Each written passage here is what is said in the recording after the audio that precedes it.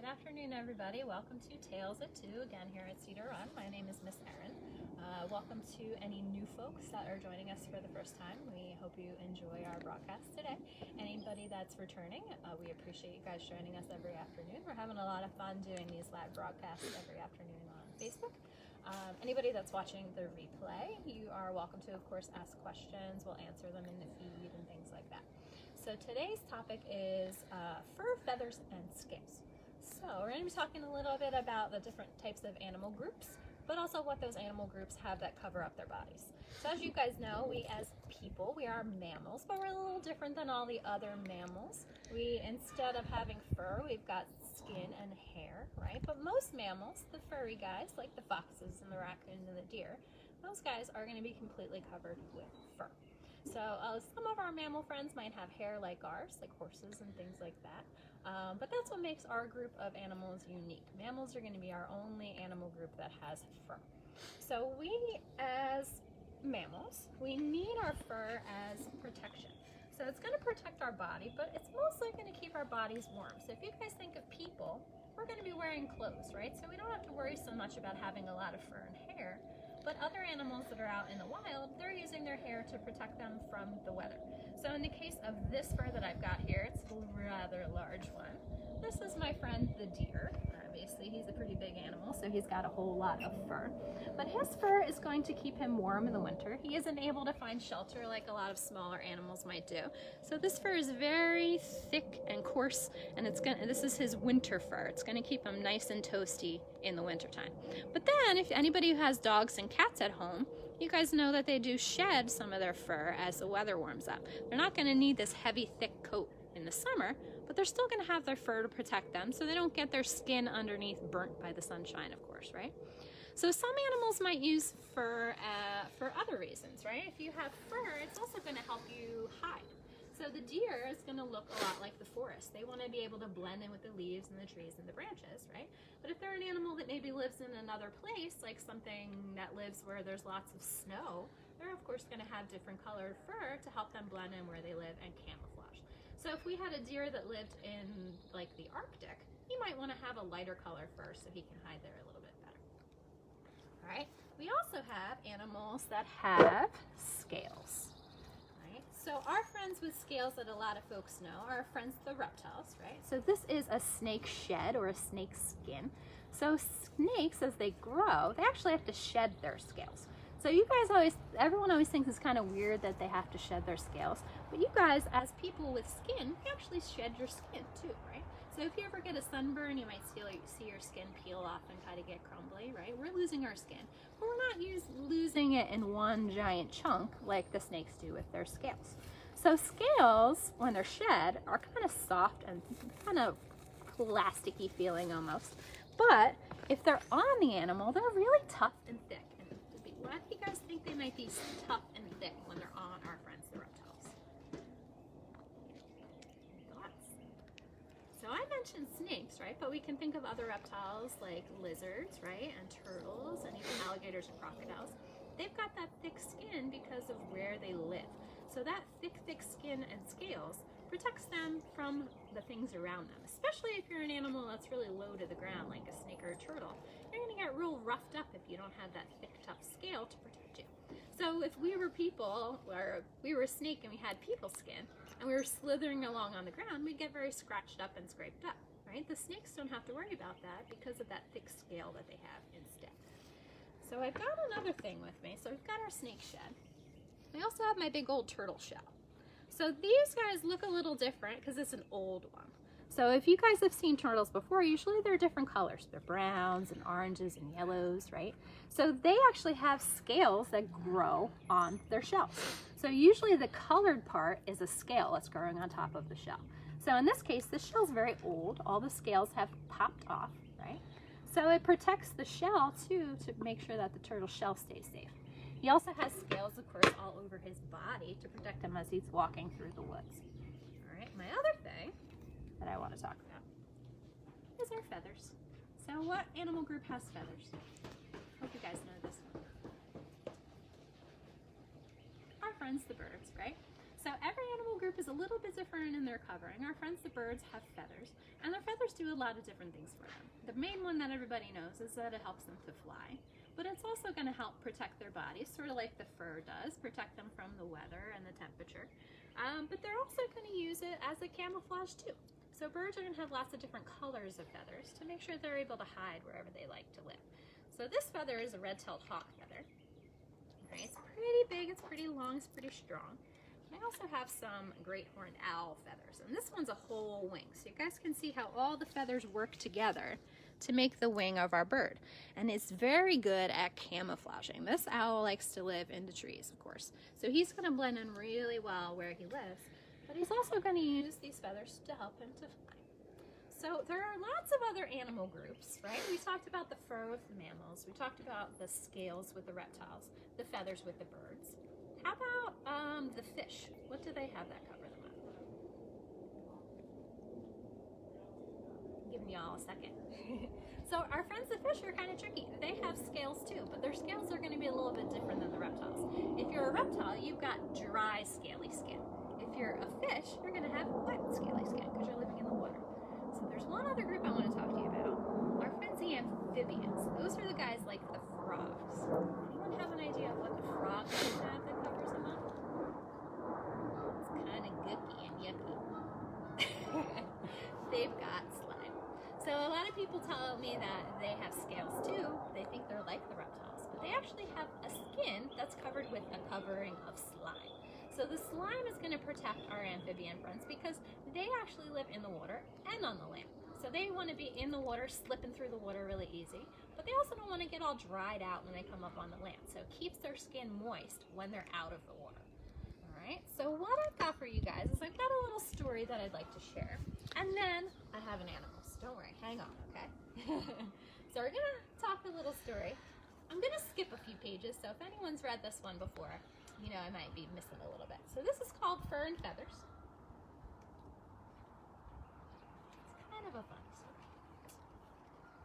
The howling wind wakes Sophia. Her mother suggests that they count animals to help them forget about the noisy storm. They count together. 1 polar bear, 2 ducks, 3 snakes, and then Sophia is sound asleep. But in her dreams, the animals whirl with the whipping wind. Faster and faster they spin, till the wind blows them right out of their coats. Fur, shell, feathers, and scales fly everywhere. The animals shiver in their bare skin. That's silly. Don't worry, says Sophia. I'll help you stay warm. From her closet, she grabs every piece of clothing she owns. Push, pull, tug. She helps the animal fit tails, fins, and wings into their kid-sized outfits. The animals are thankful, but they find it hard to walk, crawl, or fly. And they think they look terribly silly. What do you guys think? Sophia can tell by their expressions that the animals are not happy. But what can she do? Then she remembers her grandma's huge sewing box, bulging with fur, feathers, and sequins. I can make new coats for all of you, just like your old ones, she exclaims. Form a line and tell me what you need. Polar bear pads forward first. I need a thick coat of white fur to keep me warm and help me hide in the ice and snow, she says. Snip, tuck, stitch. In no time, Sophia fashions a furry new coat for Polar Bear. Behind one ear, she even sews a little red heart, but Polar Bear doesn't notice. Duck waddles up next. I need lots of feathers to help me fly, he quacks. Sophia pulls a big bag of feathers from Grandma's sewing box. Duck helps her find the right colors. Soon he has gray body feathers and a glossy green head feathers. But the white ring he once wore around his neck is now bright blue, Sophia's favorite color.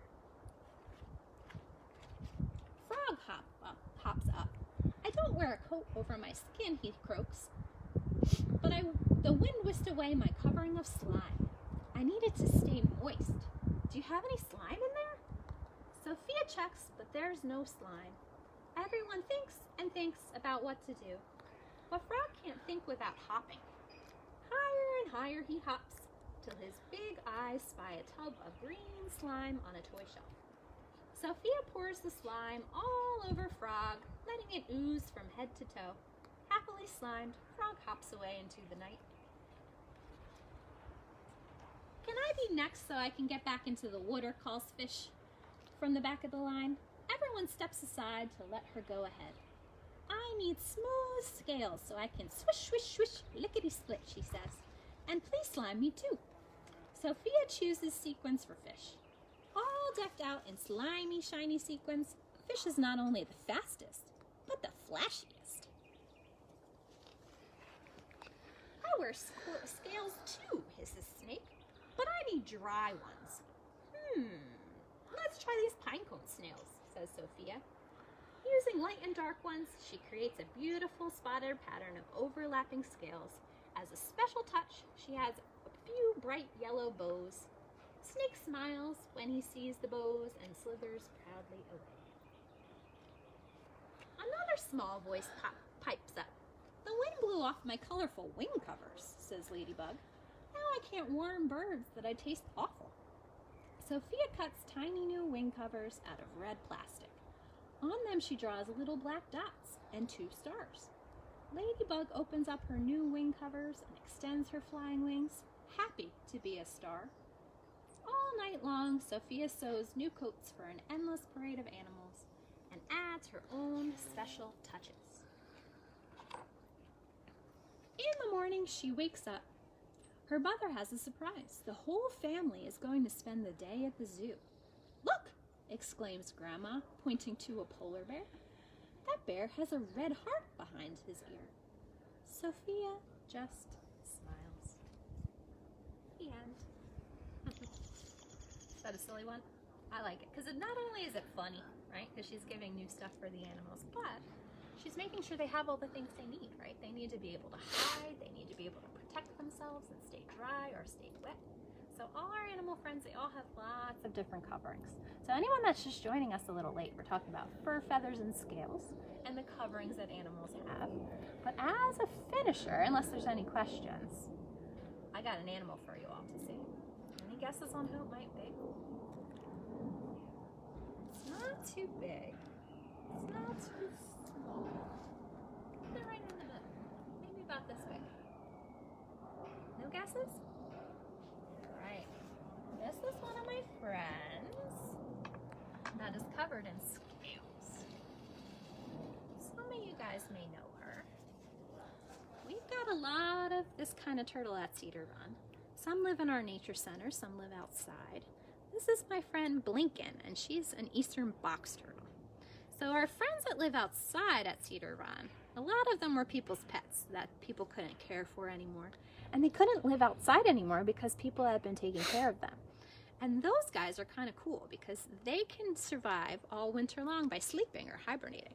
But a few of our box turtles, including our friend Blinkin, they have to live inside of our nature center because their shells aren't able to protect them from the cold in the wintertime. So they get to live inside where it's warm all year long. So it's kind of like them always being in a nice toasty spot, like being on vacation all the time. So my friend Blinkin's happy today because it is pretty nice outside. She isn't too chilly. So most of our box turtles at Cedar Run, like I said, they were people's pets. And you actually can't buy a box turtle. You can't normally have them as a pet. A lot of times people will find a box turtle outside and they bring them home and they keep them as pets. You guys think that's a good idea? Probably not, right? So you might be taking what you think is really good care of this turtle, but she can live such a better life out in the wild. And if everybody's taking the turtles home, there aren't going to be very many out there. So our box turtles in New Jersey, they're actually on the threatened list. That means there aren't very many of them out in the wild because their populations have started to get lower and lower. And a lot of it has to do with they don't have a lot of places to live. Does she live? Also that people sometimes take them home with them.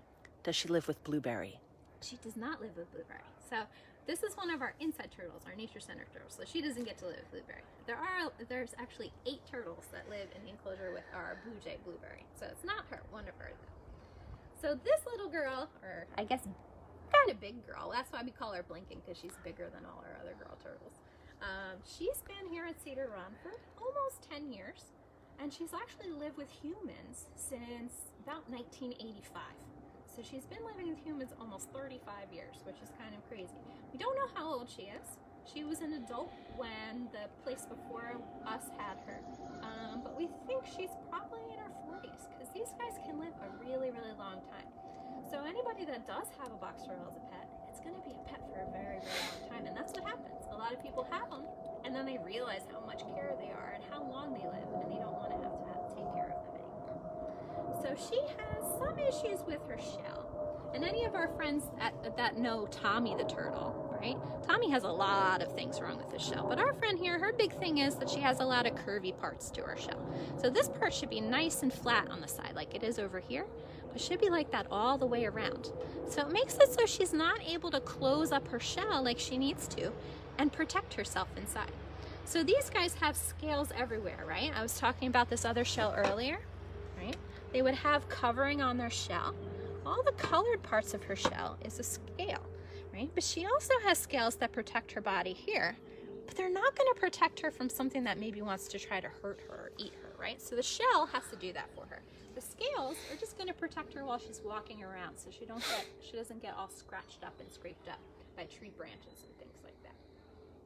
So my friends that know a little bit about turtles, what do you think she likes to eat? Give you all a couple seconds.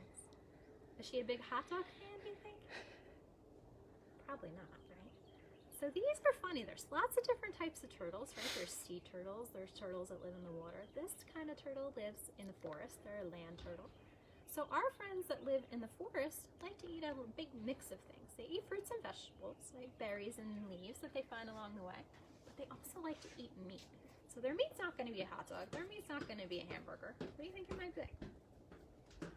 What kind of meat can you find if you're a slow-moving turtle on the ground? Tough one, right? I'll tell you guys. Her favorite thing, worms. She loves worms. They're one of her favorite things. Anytime it's worm day, her and her friend Blinkin, they get very, very excited. So because she doesn't move very fast, she can't catch anything that moves very fast. But she has a special weapon to help her find those worms, right? We can sometimes find worms up on top of the ground, but sometimes our friends, the turtles, they need to dig. So these claws that she's got on her feet help her dig in the dirt, and she's able to get to the worms and the other bugs that she likes to eat under the ground. All right, does anyone have any questions? Nothing? You all are quiet today. I like it though. All right, friends. So say goodbye to my friend Blinkin. Hopefully you all will get to come and visit with her again soon. I'm going to put her back in her box for right. Alright, so I want to say thank you for everybody for joining us for Fur Feathers and Scales this afternoon.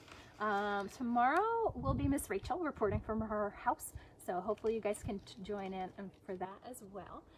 As you all, or most of you guys should know, our center is closed. Our hiking trails and our animal housing area are still open. We just ask that people practice social distancing, so we're all able to stay open and that you all can come and visit with our animals.